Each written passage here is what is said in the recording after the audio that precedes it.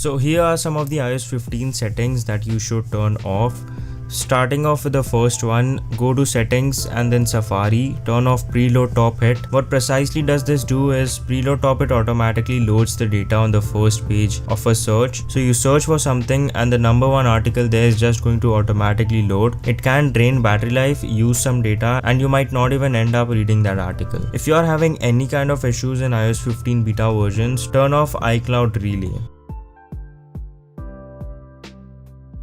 Go to settings, privacy, and there's a lot we need to turn off here. Scroll up and tap on privacy, tap on location services. Location services has to do with GPS, letting your iPhone know where it is in the physical universe. So just go through the list, pay close attention to anything that may say always, and change it to while using this app.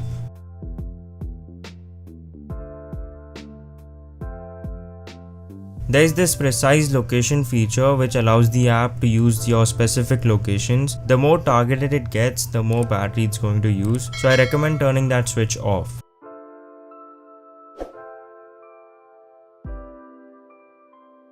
Head all the way to the bottom to system services, and I recommend turning off almost everything in this list. It's not going to negatively affect your ability to use your iPhone. Leave exposure notifications on. You might want to know if you have been exposed to COVID. Significant locations, turn it off. It keeps track on where you have been all the time. It saves your battery life and privacy concerns. Go to the bottom of the list, tap on analytics and improvements, and turn everything off. Go to Apple advertising. I recommend turning off personalized ads. I don't like when companies collect a whole bunch of personal information about me and then hit me with targeted ads. Research sensor and usage data, we are going to turn this switch off as well, kind of like iPhone analytics, just sending information to developers.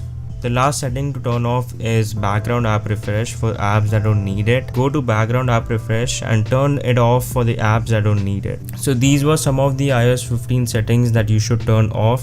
Thank you for watching.